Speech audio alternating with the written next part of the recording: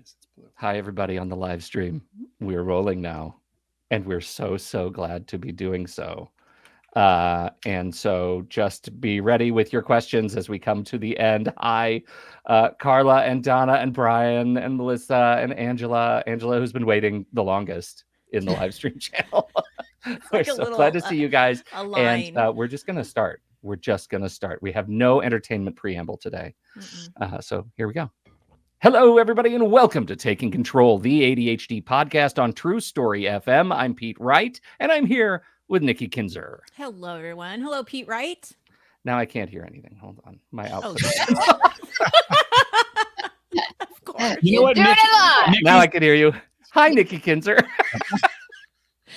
I swear to God, we've been doing this for a long time. It doesn't look like it, but we have. You're safe here.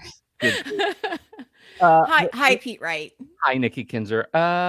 Good day. It is. It's a great day. Awareness Month. We are in the middle of a cavalcade of ADHD awareness extravaganzas, and we're starting today with one of our very favorites, inspirational setup. Before I do the big introduction, though, don't forget, head over to takecontroladhd.com to get to know us a little bit better. You can listen to the show right there on the website or subscribe to the mailing list right there on the homepage. We'll send you an email each time a new episode is released. Connect with us on Facebook or Instagram or Pinterest at Take Control ADHD, but we'd love you to jump into the Discord channel. That's where all the really great stuff is happening. That's where our ADHD community lives.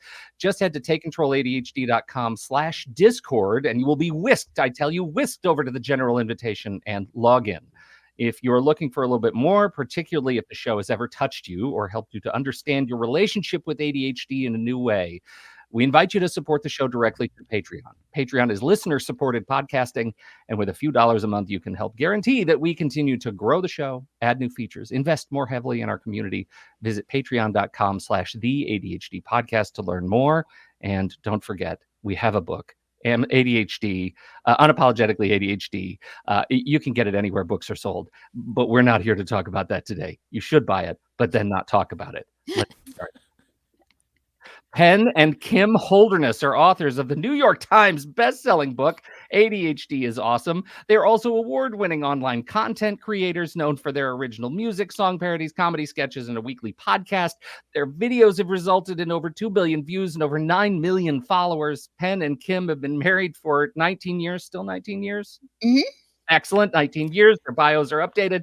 And we're winners on The Amazing Race season 33 on CBS, where I learned from Kim in my research on this show that they are responsible for bringing COVID to the United States. So, basically. Yep. Outstanding. They're here with us today to talk about ADHD and vulnerability and creativity and what it means to be an ADHD inspiration for so many.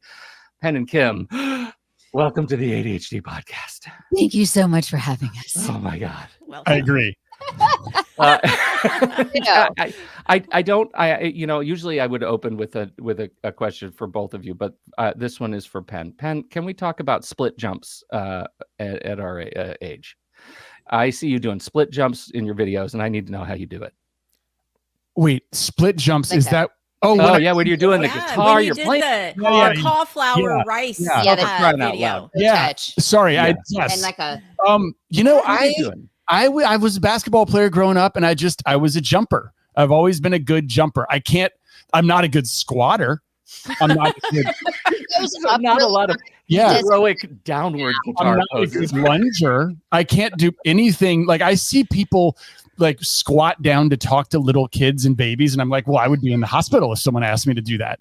But if with very little hip hinging, I'm still a decent jumper, and that's all I got. Everything else is completely broken down. It's his excuse for not picking up things on the floor. He's like, it's so far down. It is. It's a long way down. It's amazing. Give me all the kitchen tops chores. Don't give me this. Yeah, that's right. Well, it's outstanding, and I'll tell you the rice video ideological breakdown in our family. Oh yeah, really? Mm-hmm. Yeah. No, we have a real rift in what is rice and what is not rice. Go watch it, everybody. Well, and I just have to say, I have a best friend who I complain to, about everyday life, and your video, Kim, about anxiety with everything's fine. I'm fine. Everything's fine. So yesterday she asked me, how's everything going? I'm like, it's fine. Everything's fine.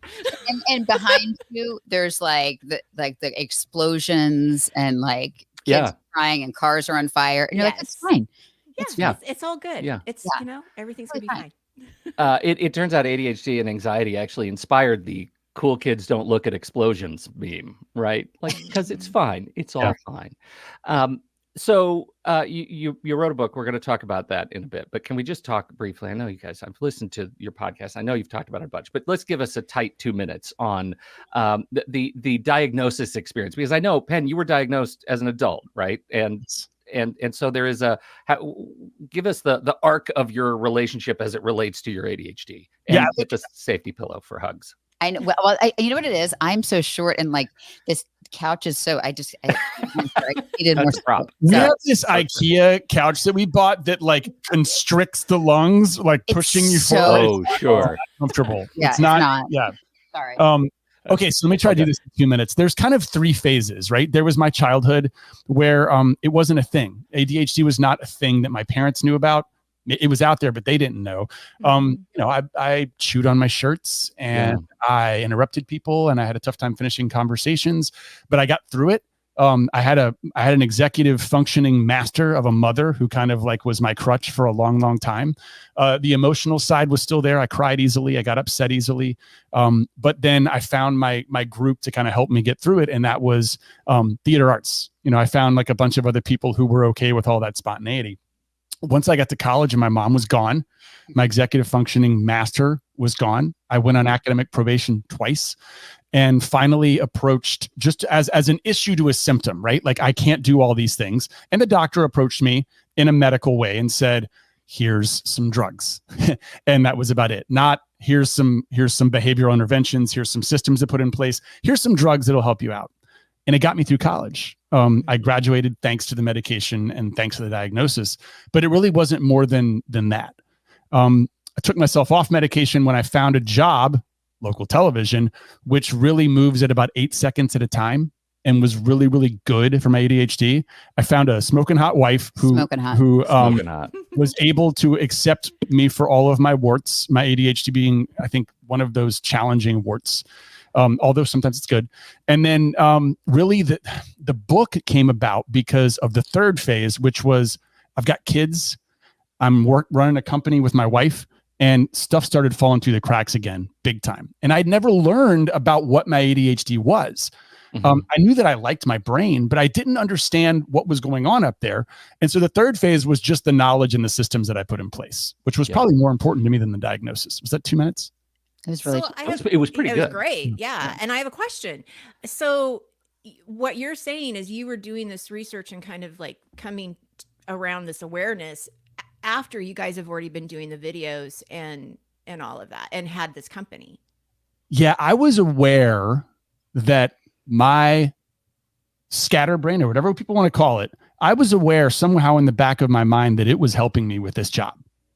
That it helped me with local news, that it helped me because when I got bored, the people who were watching it got bored, and it helped me with creation and spontaneity, and it helped me in the YouTube world. And we got some great kind of inspiring messages saying, hey, thanks for putting a positive spin on this when we started talking about it. But really behind the scenes, I was leaving stoves on. I was causing a strain on my wife who already had a fairly intense mental load that she had to work through every single day. Yeah. So I think that it was fine and charming in the beginning of our relationship. Like all of the charm things that I fell in love with. I mean, you're so spontaneous and goofy and different and kind. And like all of these things that I fell in love with were absolutely his ADHD brain. He was so creative and it was all wonderful. So that's really charming when have all like your first start dating. And then you add the kids and you add the business in. And yeah, I mean, we were in marriage counseling. And a lot of the things that we were working on, which was like, you're not listening to me. You're not like, all of those kind of communication things broke down to, wait, what is ADHD and what is him just being disrespectful? And so we learned through that process, like, oh, he doesn't he doesn't mean to do this. It was kind of explained it. It didn't excuse it, but it sort of explained it. And then we independently started a deeper dive because we assumed our son was diagnosed, but we assumed he had ADHD. So as a mom, he's an adult, he can figure it out, right? My husband. Mm-hmm. But my son, I needed to figure this out because I didn't want him going on academic probation. I didn't want him to on that path. And then we were learning so much. We started putting out videos about ADHD, about like all of the good things, because I think that's what was really missing. And we pitched it as a book like 5 years ago, 4 years ago. Yeah, books go slower than videos. And and 5 years ago, 4 years ago, we pitched it as a book. And our publisher, who believed in us and loved us, were like, this is great. This is an active service. It won't be like a New York Times bestseller or anything. But we felt like this was an active service. Like, we want to work on this so our son has it. We want to work on this so like our son's teachers have this, like very selfishly. And they're like, and they believed in it enough to do like a small order. And then it was on the New York Times bestseller list 3 weeks in a row. It's still doing really well. And they're like, holy crap, people are interested in this. We need to do more. Yeah. Well, oh, go ahead, Pete. No, go ahead. I was just going to say it resonates in such a different way than a lot of ADHD books. Yeah. And go ahead, Penn. There's so much interrupting with all these ADHD. I know. It's okay. I know, right? We got it. It's like all I can do. I've met a lot of incredible doctors and therapists over the course of researching this book, but it seemed like all of their books, it was a picture of a woman and she's leaning her head against a refrigerator. Yeah. Yeah. There were so many such of those a bummer. Yeah. Everything was a bummer. Everything's a bummer. Yeah. Well, and they're so, and all of the people that have written them are great people, and they're great researchers, and they're doing wonderful things in the ADHD community. Yeah. What I think is different about your book and our book that I'm going to say too. No, I love your book. Yeah, it was great. It's coming from two different perspectives. It's not just, this is ADHD, here's how I handle it. Your book is, here's my husband having ADHD, he's explaining his experiences. But I have to say, Kim, I love how you throw your kind of 2 cents in there, and then how you talk ADHD and all of that. I mean, it's such a great perspective, and I think that's why it resonates. And it is so ADHD friendly to read. Yes. Yeah. I mean, it is so easy to read. Well, I want to, Kim, for you, like and I don't know how much back in time stuff you want to do, but I do think that the story of adaptation early in a relationship and coming to terms with the fact that I'm going to have to learn some skills just to relate to this person that I've fallen in love with is a journey in and of itself, right? Coming to terms with the fact that there are skills that I'm going to have to figure out. And now, as not just a partner to ADHD, but a mother to ADHD, it's not a natural set of skills. I've been watching my wife do it with me and our 2 ADHD kids, and it's the kind of work that I find difficult to put words to. How do you describe that experience? Because they're angels and they're perfect. They're angels. And they're beautiful. Yeah, and perfect. Well, I will say first of all, I don't come to the table with a clean neuro space. Like you've got a rap sheet. I get it. have a rap sheet myself. So I am diagnosed anxiety and OCD. Okay. So I very early on, we had these conversations, and my anxiety, I've learned to deal with it. Now I'm on some meds, which are great. So I think in our relationship, the fact that he has given me so much grace, and because he's done that, it is easier for me to sit and understand his brain. So it's not like I'm and I see him trying, and that's another thing. So, I mean, he's desperately trying. And so it keeps me, but if he walked through this world being like, well, I just can't, it's my ADHD, I can't deal with it. We wouldn't be married, because I think that's so irresponsible. I'm not the only one in this marriage, but I'm trying to, for my son's sake, because his mother, by the way, amazing, 10 out of 10, angel on this earth. She did not set him up for success in actual life, because she, out of love, out of pure love, acted as his executive functioning.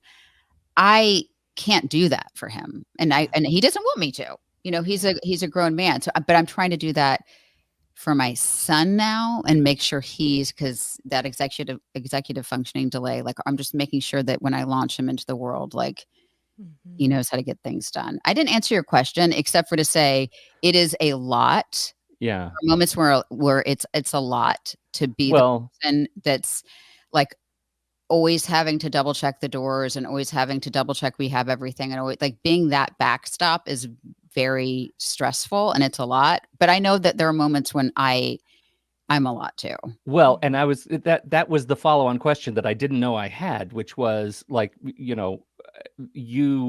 anxiety, OCD energy is different than ADHD energy. Mm-hmm. And I guess back to Penn, like, where do you find the balance in your relationship energetically to remain creative and focused and move things forward in, at the same time living in your own skins?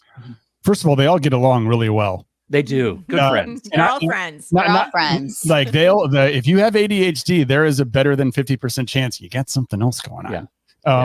I don't have anxiety disorder, but I certainly experience an above average amount of anxiety.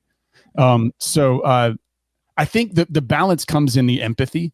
I think Kim has been talking about that a lot, like understanding that the other person is going through it as well. Really, for us, like we outwardly communicate what's going on in our lives when something is happening that's short-circuiting our brain. Like when my executive functioning is redlining, there's too much going on. I look at her and I say, "Hey, this is going to be a rough day for me," and she knows what I mean. Kim experiences anxiety. She doesn't like it when I talk about her anxiety too, so I don't know how to do this. It's such a fun trigger. Like when he talks about my anxiety, so why it's don't triggering for me. Will you take this? Because I don't want to do it. I don't know why. So this is another thing you learn about the other person and what they. So for whatever reason, hearing him describe it, I'm like, it makes me anxious. So, but there are days, and like, of course, by the way, anxiety isn't bad. Anxiety isn't all bad. There are moments in time where you need to feel, somebody's riding your tail on the highway, like that should make you anxious, right? There's a cop with lights and sirens, that you should be anxious. But my particular brand is for no reason. I'll be in the grocery store and I will just like my heart starts racing, my armpits start sweating, I can't breathe, and I'm I have my shopping cart is full of stuff, but I just say, "Hey, Penn, and this happened. Hey, can you come to the grocery store? I'm going to leave the cart at like aisle 4 and it's going to be full if it's still, because I have to get out of here right now." Yeah. And he's like, "I got you, babe. And do you need a ride home?" I'm like, "No, I can get home, but I just need to like, he goes, "I got you for the rest of the day. Get in bed, or do you need to go on a walk?" Like I've given him permission to tell me to go on a walk too. So like there's things I've given him permission for. I don't even know what the question was, but they were asking about the balance. But I wanted to get her in there and just to quickly let you know how the balance works with that. So when I explain my feelings to her and I say I'm having a redlining moment, someone with anxiety, that's good positive empathy. So that actually helps her and that creates a balance. And then on the other side, when she's having trouble, and I have any way that I can help her, even if it's staying out of the way or doing whatever it is, as an ADHD people pleaser who wants to be a hero any chance I get and like wants to make her happy, because that is, I believe, at the core, whether you realize it as a child or not, you want to make these people around you happy. Like that gives me joy. That sounds crazy that it gives me joy to be able to help her, but it does. So I think that's another part of the balance. Yeah, I mean, just the act of finding fuel in the way you relate to each other energetically is so critical, right? And that's what's kind of magical in how you guys portray yourselves. That it often doesn't feel like whether I'm looking at Christmas jammies or the rice or the pickleball. What I'm looking at are you two, that I would find you two in your homes relating to each other the same way I see you on screen. And I recognize that's not true. Obviously you contain multitudes, but that figuring out how to portray that much of a sort of natural persona is kind of amazing in our space a little bit. Thank you. I mean, a lot of self-awareness, right? Yeah. Yeah. And acceptance. I mean, that's something that I definitely found throughout the book, is this like just lovely level of acceptance from both of you. And that is so hard when you have ADHD, because it's just not a linear process at all. And especially as a couple, I work with so many clients that have difficulty when one spouse has ADHD and the other one doesn't. Mm-hmm. And having that other spouse that doesn't have ADHD have that same kind of empathy. And I'm curious from you, Kim, like this, you mentioned it before, like this doesn't just come overnight. This came over, I'm sure, practice. But when I read this story about the beach and how you had to like drive and then you saw the keys, Mm-hmm. like in a lot of situations, that would have been a blow-on fight. Like how were you able to remind yourself like, nope, this wasn't intentional? I don't even know. What did you say to yourself? So I should probably explain what the story is. So we were getting ready to sell our house, and when you have to sell a house, you basically have to get rid of everything you own and clean your house and make it look like nobody lives there. So Penn took our kids who were much younger to his friend had a beach house, invited him to the beach. So Penn took the two kids to the beach for the weekend. And all I did for like 12, 14, I got a dumpster, like I got donations, like 12 hours of just like straight hauling, cleaning, pretending like getting our house ready for sale. It was a lot of work. And I get a call Sunday at noon and he goes, "Hey babe, so I've been looking, we're set to come back. It's 2-hour drive back, but I've been looking for my keys for a couple hours and I can't find my keys. Just putting you on alert that you might have to drive 2 hours to bring me the extra set." And I was like, okay, look a little bit more. And the friends were helping. Everybody's like all hands on deck, nobody can find the keys. So I drive 2 hours there. I pull up into the driveway and I look at Penn's SUV at the time. And on top of the SUV, just sparkling, were his keys. So he clearly had gotten out of the car and put his keys up there. He's a giant. He's so tall. Yeah. So like things go on top of things. Yeah. So I took the keys and I walked into the house and, my kids are there and the other family's there. And I just kind of threw them at him and said, and then like just did a pivot turn and got back in my car and drove back. Obviously was not like thrilled, but I have to say, like, I think seeing that he felt so embarrassed. Yeah. And he felt so ashamed. If he was like, "Well, sorry, babe, can't help, it's my ADHD," I would have thrown the keys into the ocean, and then he would have taken the kids, and he would have had to walk back. Right. But I saw just like pure grief on his face, and like he had like disciplined himself. Yeah, exactly. He felt enough shame that like there was nothing I could say that was going to make it any worse. You did yell, "Are you bleeping kidding me?" I did. Yeah. I was going to say, I love reading the story, but hearing you guys tell it is. Yeah. Listen, I wasn't calm and nice about it. I wasn't. Right. No problem, babe. Yeah. And I understand that too. Like I understand that you felt that way. Yeah. So I wasn't like giving him a hug and being sympathetic. Yeah. I threw the keys. I said, "Are you bleeping kidding me?" Pivot turn, walk out the door. So it wasn't, I didn't meet him with extreme kindness or gratitude. But I knew that in that situation, if I kept talking about it, I would have lost my mind. So I thought it best just to exit the situation, knowing that he had suffered his own consequences. Mm-hmm. Mm-hmm. And he was incredibly grateful that I'd made the drive and the whole thing.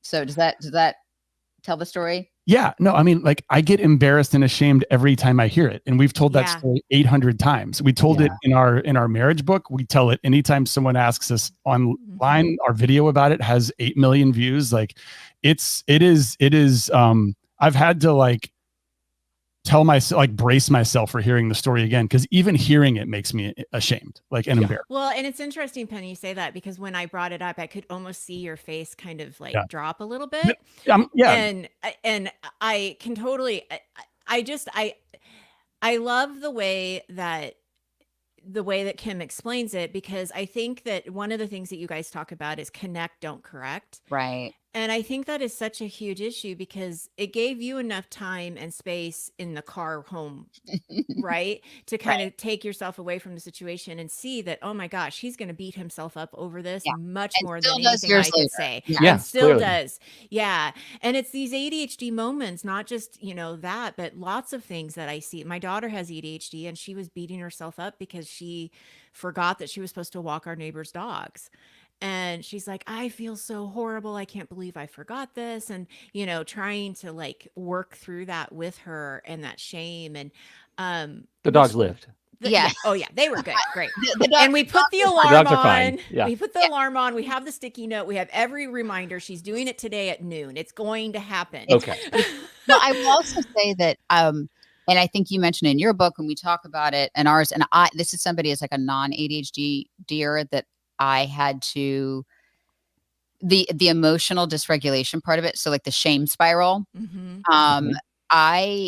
I did not even realize, I think until because he's an adult human, so he can manage his emotions better. Although he feels shame very deeply, he can mask it better. But seeing my son sort of spiral and that shame, it is outsized, I think, is the reaction to someone else who forgot to walk the dogs. Of course they'd be disappointed and ashamed, but like there is a recovery that happens faster in a non-ADHD brain, but the ADHD brain continues, and then they make it, the shame spiral is real. I think that's why we offer, like, I've had to learn this and have not been like, it's not my natural instinct because I'm a recovering perfectionist, but to offer the connection and not the immediate, like, how could you forget to walk the dogs? I'm like, gosh, that's so hard.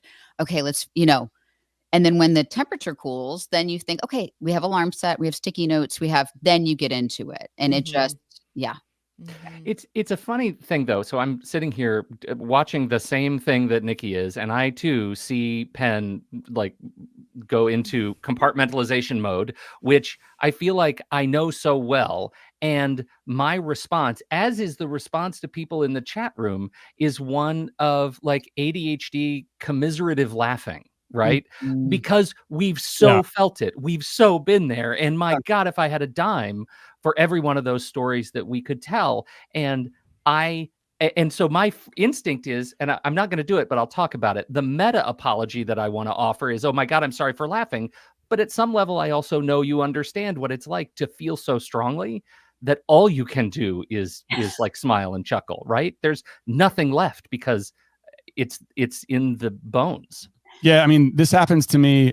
It happens to me every time. It's amplified when it happens to me at like a book signing, and there are 100 women who get what Kim is saying, and they need to laugh. They need to laugh at me.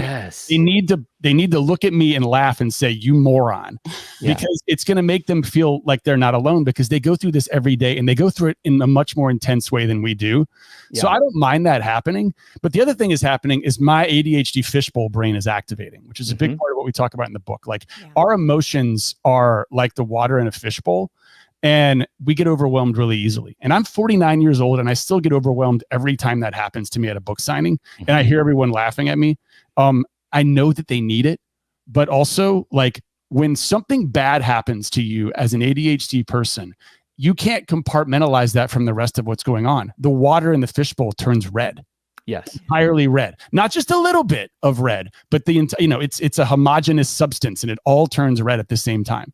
And then, like, you need something to bring you out of it. And when you do, the color changes back to clear and you're fine. But so I think about that meta, if you will, every single time it happens. I need to feel that way, because that's what motivates me to work hard to like not let that happen again. By the way, when that happened, it was 10 years ago. It was before we'd done any research in the book.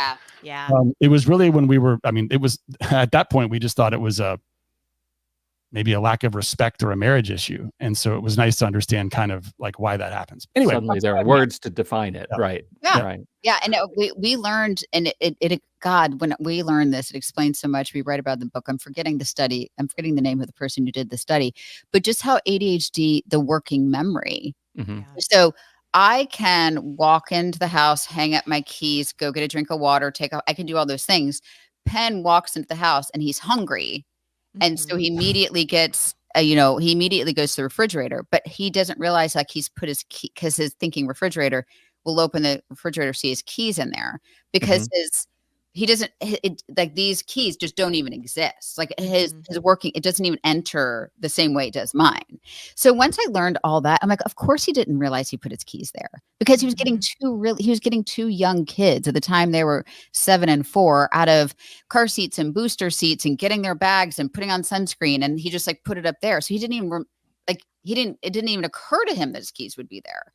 So and just understanding that has allowed me to offer a lot more empathy. And he does the work. You hear him. He does the work. Again, sure. If I was married, and we do sadly hear at a lot of these book signings, there are wives there because their husband has raging ADHD, refuses to get a diagnosis, and doesn't think there's anything wrong. And they're like, what do I do if I'm doing like my husband is refusing to put these systems in place of refusing to get a diagnosis, and I'm like, I don't know. Like, I don't know we're not doctors, but because I have a partner who's doing so much work, it makes it, that's why we're able to keep doing it. Relatable. That's so important. And because it is, you guys mentioned this, and we've heard it before. It's an explanation, but it's not an excuse. But something you said in the book that really resonated and I highlighted and I wanted to bring up is, you say it's one of the 5 ADHD misconceptions of ADHD, and that ADHD behaviors are a choice, which is a misconception, right? That's so wrong. And just like a runny nose and itchy eyes are symptoms of a pollen allergy, leaning back in your chair, interrupting or spacing out are symptoms of ADHD. Oh my gosh, I wish that message was so loud and clear, because I don't think people get that. Well, I'm curious to this point, right? I've been thinking about sort of the evolution of the sociological kind of approach to ADHD, because, and I was just on another podcast and kind of had this awakening. We were guests on another show, and I've been thinking about this related to you guys since then.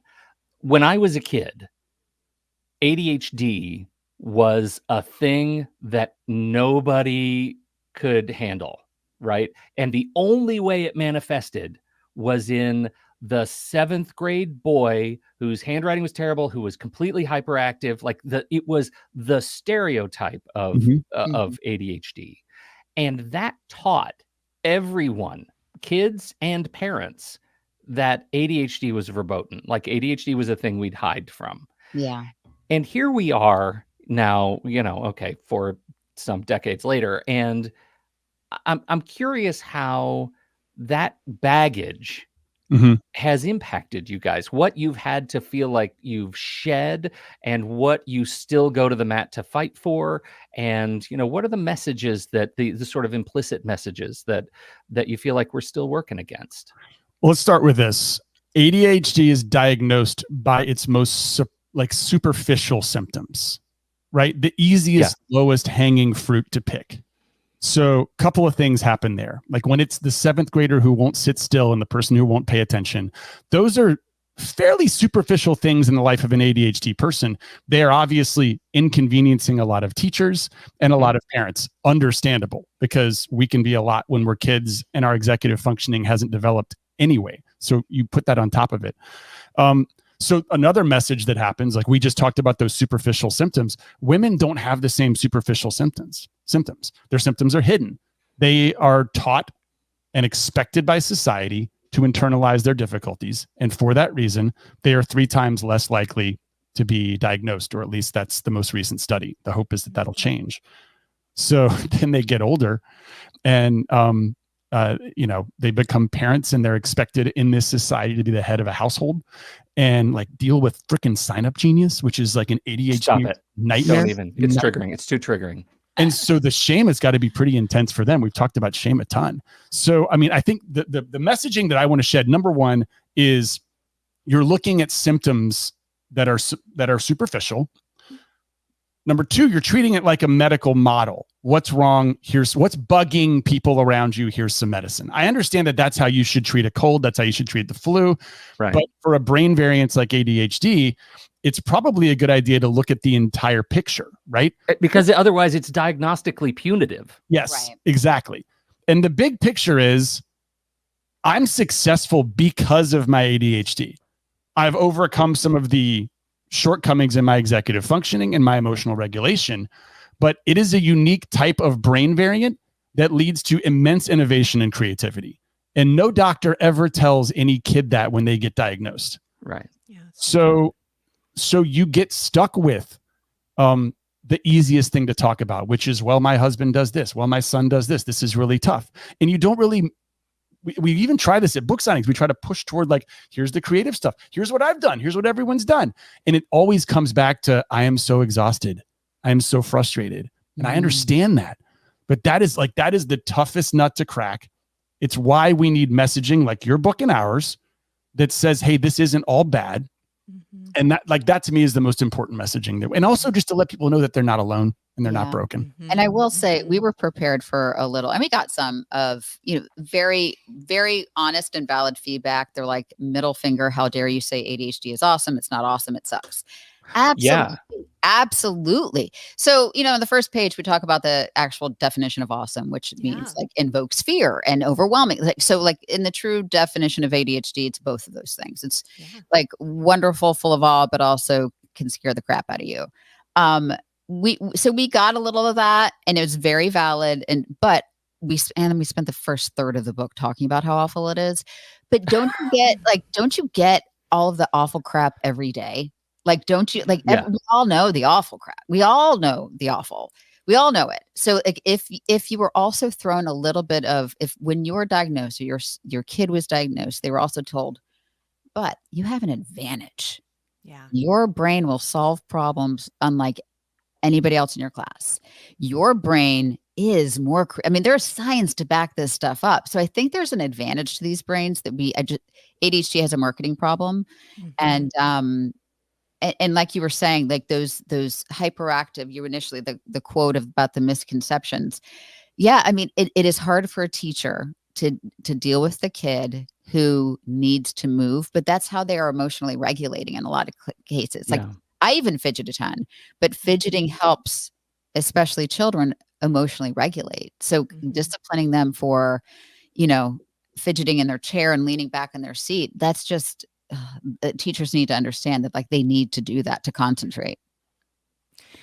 The title is so bold, and I'll tell you, I'm one of those that is. I found it a while, but maybe it's because we've been podcasting so long that I just started to get really antagonistic toward the trope ADHD is a superpower. Yeah, and because it's like an unmetered weapon. Sometimes it's great, but intermittent reinforcement sucks. Like So let's just be honest about that. And so I'm sitting here looking at ADHD is awesome, and I know what awesome means, and I totally get it. And you talk about it in the book so thoroughly and so clearly that I get it. And yet the design of the book is so fun that that it makes me the first thing I think is, how did they come to the decision to use that title? What is the behind the scenes conversation to get that title picked and approved? It was a struggle. I was pretty hardcore on wanting to use the title. That's great. I understand. Even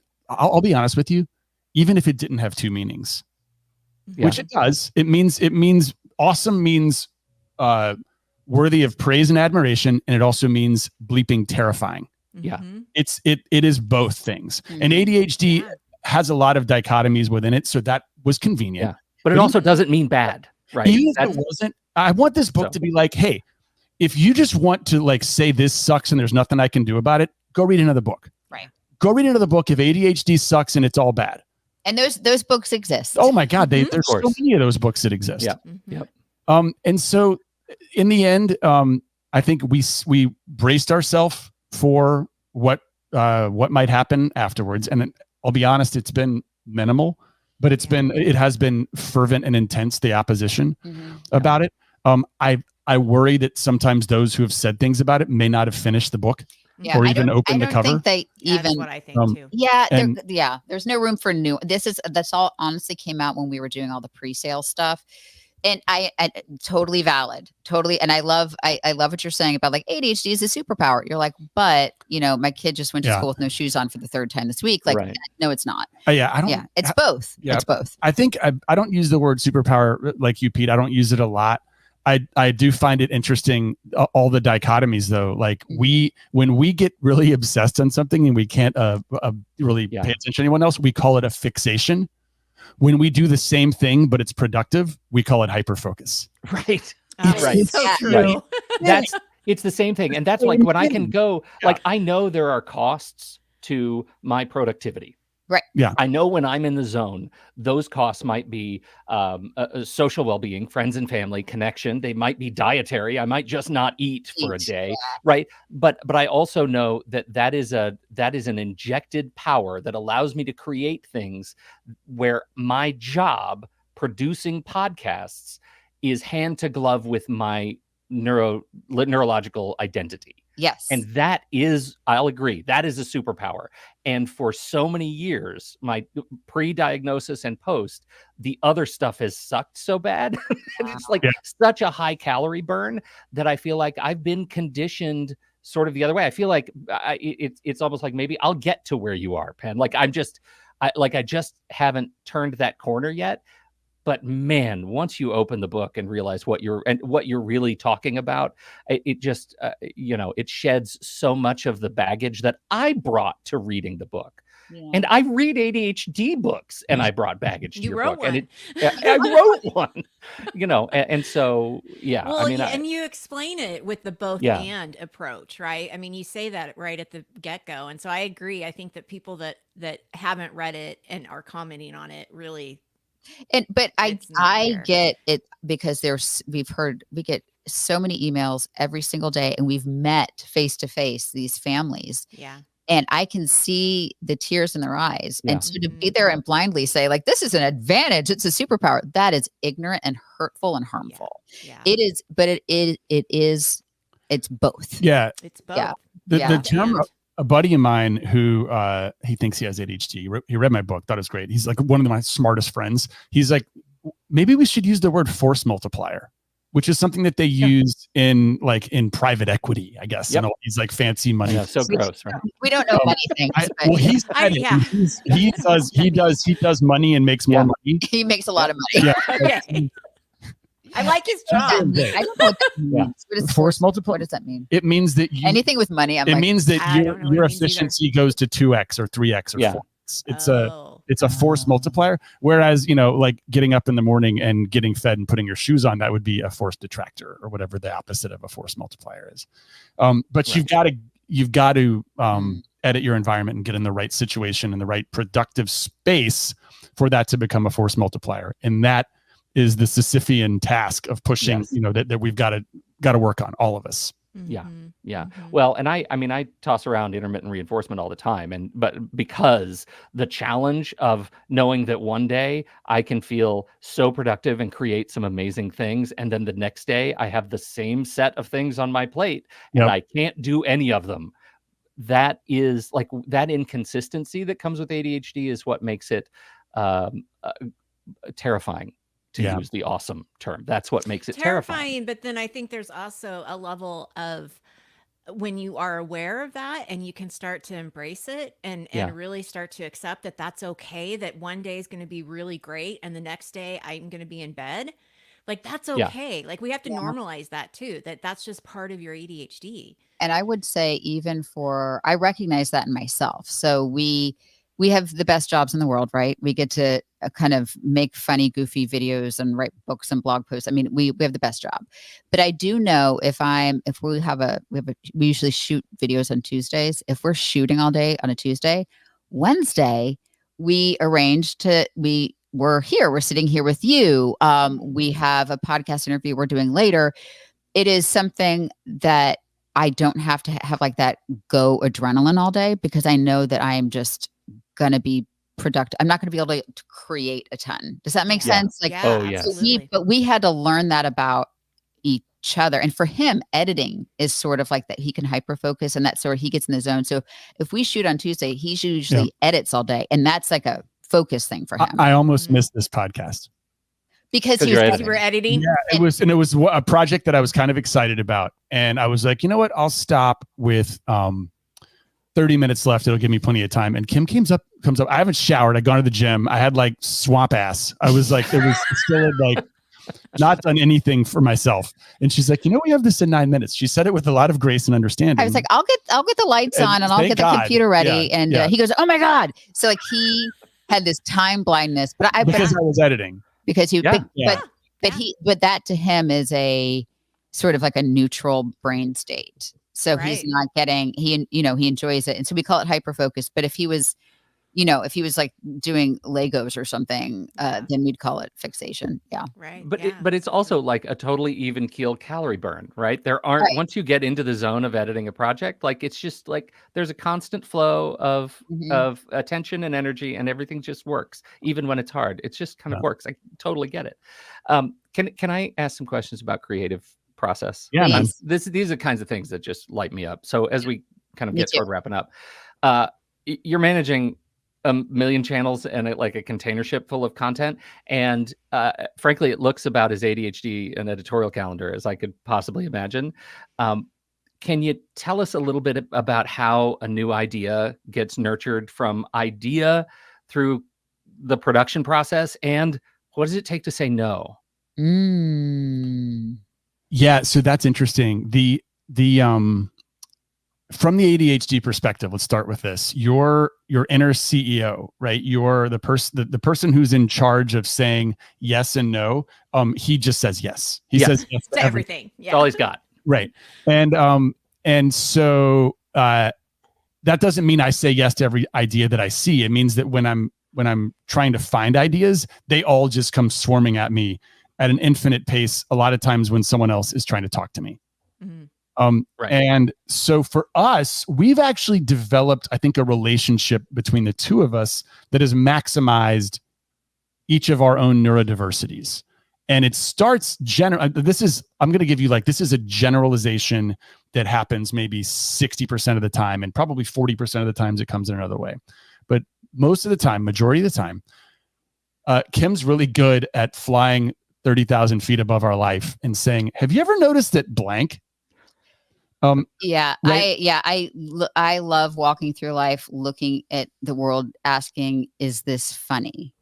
So, and I'll give you an example. So in our house, we had a tower of just, pretty good boxes. So I do a lot of online shopping, and I kind of kick him outside, and Penn has to either burn them or break them down and recycle them. And it's just like this tower, but I'm like, ooh, do I want to get rid of that box? It's a pretty good box. And so I just had this tower of boxes. And then I start wondering, I'm like, does everybody have a box tower in their garage? Or does everybody have a pretty good box somewhere that they just refuse to get rid of? And so I go up to Penn and I said, hey, is there a sketch? Is there a song? Is there something about the boxes I refuse to get rid of, but also refuse to break down, but they just sit there? And that's such a great cue for me, because all I have is I have this vision of my wife saying, I can't throw this away. This is a pretty good box. And then can I just give an example that Marcy Caldwell gave me? I don't know if you guys have met her. She's been on the show. Yeah. We love her. Marcy talks about the ADHD brain's ability to process stimulus as either being at a VIP party with a bouncer that keeps all of the superfluous stuff out and only lets in the important stuff. That's a non-ADHD brain, right? And in normal life, that's great. You're able to get stuff done without being distracted, right? Yeah. And the ADHD brain is more like Coachella. It's an open air concert. You don't need tickets. Everybody gets in. You feel the wind. You feel the rain. You feel the air. You feel all of it simultaneously coming from you at a million directions. There's 10,000 people there, and you can feel and hear them all, right? That sucks when you're trying to get out of the door in the morning. Yeah. But when she comes to me with this idea, with, hey, that's a pretty good box, I hear music. I see comedic sketches. I hear specific notes. I hear choruses in my head, and they all come rushing to me because she's given me something very simple to focus on. So he went upstairs. Yeah. So let's say that was 10 a.m. on a Tuesday.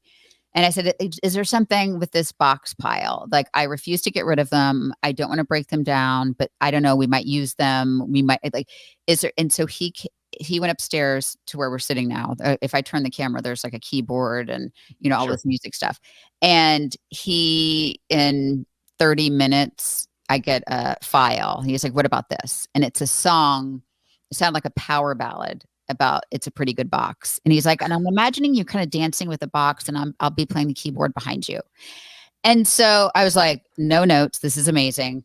And then we do have, I would also say we have 2 people that work with us full time, Anne Marie and Sam, and they came over, we shoot, they help edit, they help ideate. They also come to the table with ideas and things like that. And so it's a pretty collaborative thing. And then we put it on the internet the next day. So I'm sorry, wait a minute. I need it. If there was a record scratch or cars breaking, you did say the next day. Usually the next day. I would say a lot of for some of our more popular things, we've shot it. We come up with the idea at 10, we shoot it at noon, we edit, post it, everything at 4.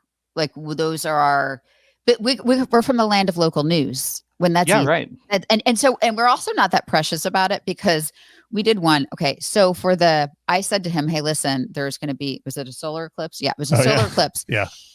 There's a solar eclipse today. Everybody's talking about it, but what they're talking about is how like nobody can see it because it's really cloudy. It's like 7:45 in the morning. Yeah. And so he's taking late. My 2D ADHDers on the way. He has to take my son to school. They're running late. And he goes, hey, give me a frying pan. And I was like, he's like, I'm going to shoot something real quick. My son's yelling at him because he's like, no, Dad, I'm late.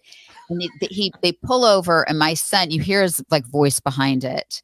And and so Penn's like, and I think it's on our Instagram. It's like, he's reenacting a solar eclipse for those that like aren't in the path of totality, meaning everybody. He's like, this is what it's going to look like. And he did this.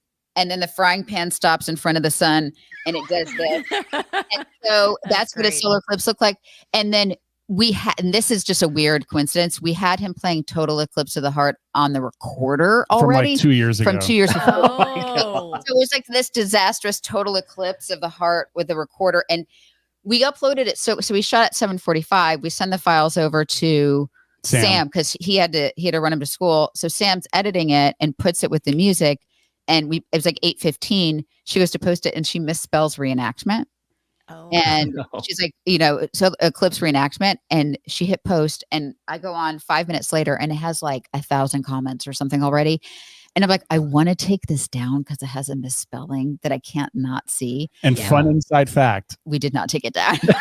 No. That's fun fact 1. Fun fact 2, someone told us that there's like creators who purposefully misspell stuff so that they get more comments. Yeah. No one really commented. Yeah, no one really commented on Nobody that. commented on it, but I see it every time and I kind of wince because there's a misspelling. Yeah, but that speed is really important when it comes to social media because the reason why it got 20 million views. So it got a ridiculous, I think 20. I got a ton of views. And the biggest reason why wasn't because it was like super creative. It was because we were able to react to something that was going on real time. Yeah. And it had at least enough production, like the recorder sound, that it felt like something we had planned beforehand. So it almost looked like we were predicting this. But really what we were seeing was just a bunch of people who were going to be pissed off that they can't see it because it was a really cloudy day in America. Yeah. Yeah. Wow, I love that perspective. That's such a pivot. And I know, everything we do is on like a 2-week lead time. Right. And for scheduling and editing and all of that stuff. And it's a dramatically different mindset. Podcasts are different. Podcasts, like we work, we're a week or 2 ahead on our podcast, but podcasts there's room for nuance and there's long conversations. They're different. And then there's a book. Oh yeah. So do that, Pete.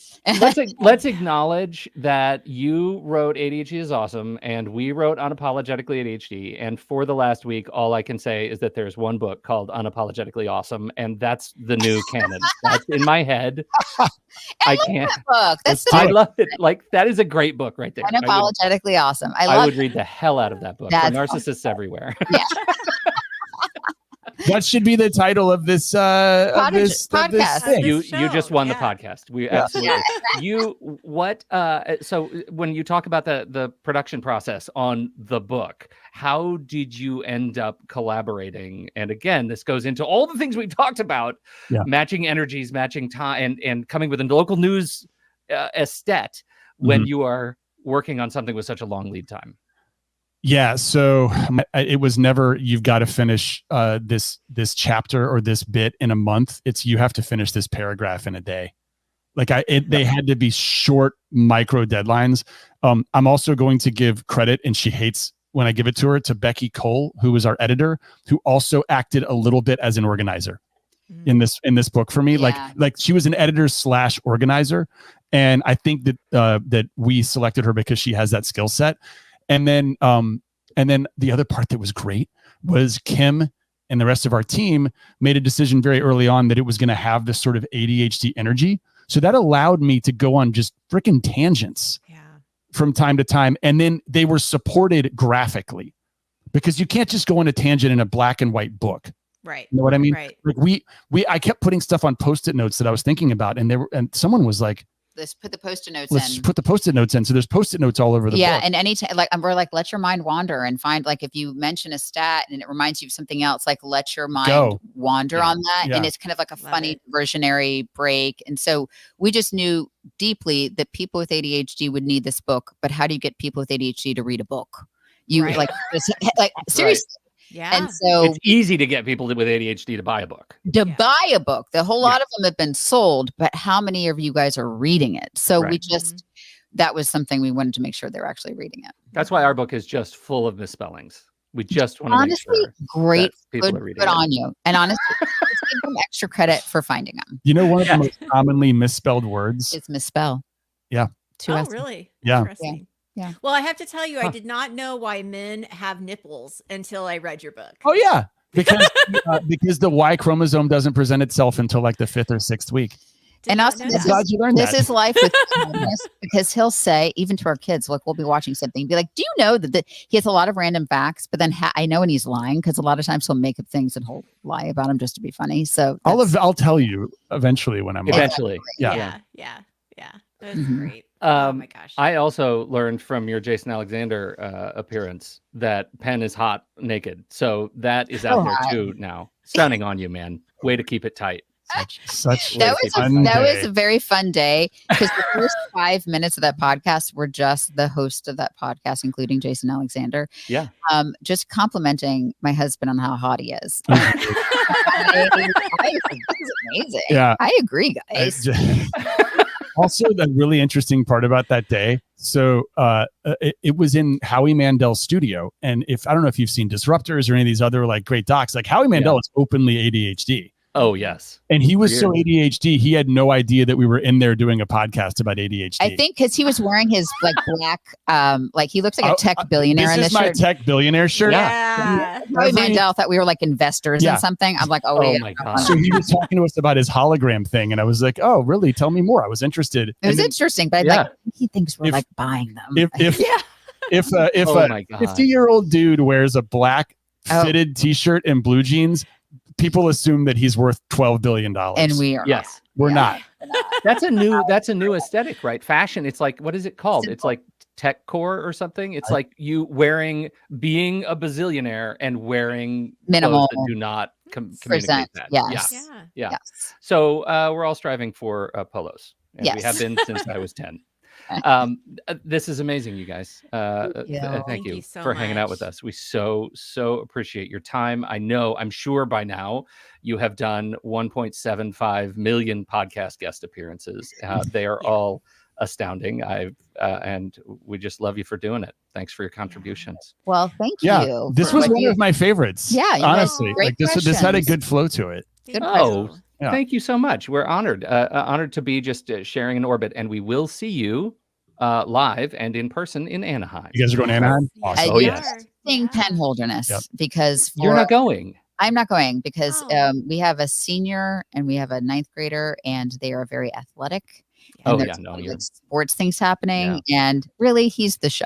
I might get like a cutout picture of you or something. Yeah, I'll just a head on a broomstick. You don't have to do much. Yeah. So it's Penn's in a solo mission. So you know what? I will put a Kim mask on, and I'll just be on stage on my knees. Yes. And I won't even say anything. You can just talk at me. Because she's short. Yes.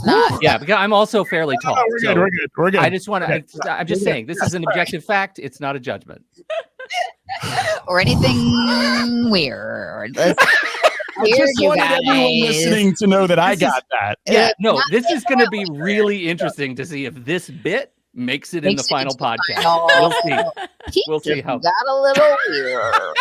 He's a little weird. Well, before we wrap, I'm going to take it back to the serious side. And I just want to say thank you to both of you. No, because I started following you when you did the Christmas jammies, and you bring so much joy to the world. And I think, like, because we are in the same Gen X era, you know, I totally relate to you. I relate to Kim with her anxiety. My husband has ADHD. I get it. My son or my daughter does. So I relate to you, and I'm sure as many people in the world do. But what I also want to say is it takes a lot of courage and vulnerability to say, I have ADHD and I want to spread this message, and I want to let people know that you're not broken, you're not alone. And to have the platform that you have to spread that message, it's so meaningful, I think, for the people that are watching you. And just want to say thank you for being a part of this community and embracing it, because you are, I mean, just in the last year with your book, I know you had that first video out a while ago, but with the book, you're speaking at the ADHD conference. I'm seeing you on podcasts. I'm seeing you on Attitude. Like, you're out there and making a presence. And I just want to say thank you. I think it's great. Well, thank you. And I have started writing that speech for Anaheim like 6 times. Yeah. And I know what it's going to be about, but I got to get to work on that. Because we speak together. I know. And we have a keynote that is together. So when it's just him, that'll be very interesting. You guys have to send me some. Yeah, please. Video. Like, this is sort of inside baseball, but I have no problem writing speeches ever, but I've never done it in front of like a ton of doctors. Like, they don't need to know. Our usual audience are moms, kids, people who need to learn more about ADHD. Sure. These guys don't need to know that. They need to know what's happened to us as lab rats. Like, what have we seen when we've gone out in the world, and what empirical evidence can we bring them about how this reframe is affecting people in a positive way? Right? So I know I'm going to write about that, but it's new. It'll be great. And I'm terrified. Like, the questions are going to be like, what about the mandibular cortex? And I'm like, I don't freaking know. Like, I interviewed people so that I could quote them. I don't right. I don't need to know that. Exactly. Yeah. I think we say 47 times in our book, we are not doctors. Yeah. We are not doctors. We're lab rats. We're lab rats. Yeah. In a chorus in Anaheim, you'll have people say, "We know you're not a doctor." You know what? I'm going to have them start with that. Like, I'm going to be like, "Can I make you a T-shirt that says I am not a doctor?" I'm not a doctor. As long as it's a black T-shirt, you're it has to be right. With black lettering. Yes. Okay, more perfect. All right. So Thank good. you so much for being Extremely here, guys. Pete on his knees. Yeah. Okay, this has been awesome. I mean, obviously, ADHD is awesome. It's in bookstores everywhere. It's on all of the places. Do you want to pitch anything else? What is the next brilliant idea that's going to come out of your work week this week that we can plug people to check out? Well, I think there's going to be another ADHD book, at least a children's one, and then potentially one on top of that I can't tell you about, but we're in it. The process hasn't ended. The ability to try to like create content off of the internet when it comes to this. Yeah. So we're doing we're working on like a kids tweens book, because a lot of people online are like, yeah, my kid's trying to read this, but he's 12. And so it's a little dense for that. Right, so we're working on that. Yeah. But mostly I'll spend the next month stressing about what I'm going to say in Anaheim. Yeah. Perfect. As it should be. I get that. This is amazing. Thank you for being friends. here. We sure appreciate it. Thank you, everyone, for downloading and listening to this show. We appreciate your time and your attention. Don't forget, if you have something to contribute to the conversation, we're heading over to the Show Talk channel over in Discord. You can join us right there by becoming a supporting member at the deluxe level. On behalf of Nikki Kenzer and Penn and Kim Holderness, I'm Pete Wright, and we'll see you back here next week, right here on Taking Control, the ADHD podcast. He just moved to his radio voice there. Did you hear that? Totally. That happened. It's like Casey Kasem. It happened so fast. It's like effortless transformation. I have to admit, there is so much chat that I'm gonna just try and pick out the questions. Okay. But we'll keep. Are you okay on time? How's your Of time? course. Yeah. Are we on Patreon now? Is that what's happening? We're on. This is members only What's action. Up, Patreon? What's up? What up? Okay. This Brian says, this is reminding me of water bottle. Penn, did you ever find that wedding ring?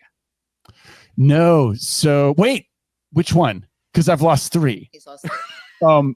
So all right, a couple things. Okay, I've had 3 wedding rings. One, I don't know where the third one is now. I think it's on a keychain. But the first one I lost while putting hair product in my hair and then putting it on top of the car because you can't put gel, of course, and then driving off. The second one was at I took it off because I was at a tennis court and I'm left-handed and I can't grip it like that, and I put it somewhere and I don't know where it went and it went away. Third one, no clue. It's a tattoo now. I had it and then I didn't. Pete's got the neoprene one, right? Yeah, he's got that. Yeah. I lose those too. I lose those. Doesn't matter. They're $12. Yeah. So I'll lose them all day long. I don't know if you can see this. I have a tattoo of my wife's name on my finger. Oh, that's lovely. It never. I love it. Yeah. So it's not. I think she liked it too. Not that she would accuse me of this, but there's always those sleazy guys who go on a business trip and they're like, "Well, I'm taking my wedding ring off." Well, you can't ever take this off. Also, she doesn't have time to cheat on me. That's true. You, and I love her marriage. Yeah. But, do you remember I said that to you when I was instead of saying why would I cheat on you, I said when would I cheat on you? Yeah. Nailing perspective. Yes. Let's see. Man, so many people are sharing that. Penn, I'm not laughing. I'm tearing up for you because I've been there around the compartmentalization of stories. Oh, thank you. And just to say really quickly, I know that a lot of mothers and fathers have been in Kim's shoes as well. And that's an important perspective to have. Mm-hmm. For sure. Oh my gosh, you guys, there's just so much. I'm dizzy. I'm so dizzy. Where are the questions? I know. I'm looking for the questions. So, lots of comments. We've got some real favorability to using swamp ass on a podcast. That's a win. I find how vulnerable you both are in front of big groups very moving. And Penn, respect to you for sharing that key story and your vulnerability around it. I'm often ashamed of my shame. Speaking of meta. Wow. So I don't even dare to say it out loud. That takes real courage to share your vulnerability around shame. Do you have a perspective on shame specifically, or it's just all rolled into ADHD and anxiety? Should I try the thing I'm workshopping? Oh, yeah. Not all ideas are amazing, guys. So the shame spiral is very real, right? And you guys got to see it real time. And it's what happens when when something happens and you know that you messed up and you think that you're broken and no matter how hard you try, it just keeps going. And the self-talk happens and it brings your mood down. Then you mess up again and it just goes downward spiral. When Kim learned about ADHD and learned about the way that my brain works, and she started showing empathy in a real way instead of outwardly showing frustration. I'm sure she still has frustration, and said things like, "Man, I'm sorry. I know this is hard. And I know this is a hard part of your life and your brain." And she showed empathy for what I was going through. Something happened to me in my brain where instead of feeling shame, I felt validated and supported, and it made me want to work harder. And what comes out of my mouth after she says that is, "Thank you. I'm going to work my swamp ass off to make sure that never happens again or happens less." You know what I mean? I'm going to work on this. Yeah. And so instead of like a downward spiral, a shame spiral, it's a support staircase. Yeah. So that's what we're working on word for that. I like it. Support spiral staircase. The staircase. It's good. Not good. It's got to be an S though. So like, no. Scaffolding. I don't know. I don't know. I like the staircase. Thank you, Nikki. I knew you're the real one. Nikki. I like it. You can make that work. It needs a graphic. But I need a little alliteration. Just in crowds, and instead of like like Nikki did, it's more like wait, what? Staircase. Then all I can think of is a fire escape. Like what is it we're doing? Automatic. Yeah. But it goes back though to that connection and not correction. And that little paragraph really stuck with me because it does make such a big difference. I have to say, you write a book and you hit print, you work on it for years, you hit print, and then you're like, oh God, I wish we would have talked more about this. Like, and all the things I would love to have expanded, but it could only be so long. I wish we had talked more about that. Oh my God. In particular. And I wish we had done more about the underdiagnosis in women and people of color. Yeah. And we didn't make the decision not to, but we just kept it so broad. We talked about it, but I wish we could have, and maybe somebody needs to write that book where it's and I'm sure there are books on women and ADHD, but like it just within the context. I mean, here he is, he's like a white dude. So a lot of it is his perspective, but it is so important, like what's being done in communities of color and women. They're so underdiagnosed and underreported, and there's so much to it. I wish we could have spent more time on that. And if people are listening to this next week, we have Damon Tweedy on, or maybe it may be like now, whenever you guys put this will hit. This will hit members next Thursday, to the public the Thursday after. Yeah, it'll be out. He was awesome. He's a psychiatrist at Duke University, which, by the way, has an amazing ADHD center, and we talked about a lot of this. Outstanding. Well, and this is the peril of the media tour after you write a book. Like, I feel like we've come up with some of our best material in just talking to other people about the book that I wish to hell we would have put in the book. But whatever. Yeah.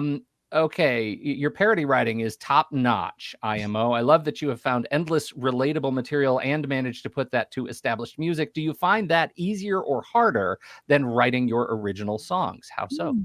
Yeah, parodies are easier. It's the music's already there. I think I've gotten pretty good at writing original songs quickly. Yeah. But parody, the hook is already there. You know what I mean? Like the song is already there. And I've just kind of gone through my life singing things in my head, including writing parodies in my head. They never were things that I probably was doing that when I was 20 years old. And it's different from what's going on in my life when I'm 40 years old when we write the music. But I think the fact that I practiced that at an early age and listened to every Weird Al album ever written for a long time, it made it easier for me. Amish Paradise. Yeah. It's one of the greats. Yep. Okay, keep a question for Kim and Penn. Thank you for bold print question mark emojis. I joined the stream late, so I'm sorry if I missed this, but how do you work in quality time with the kids when schedules and routines are consistently inconsistent? I feel like the kids often get the last bits of my attention, focus, and energy at the end of the day. Thoughts? You're amazing at this, honey.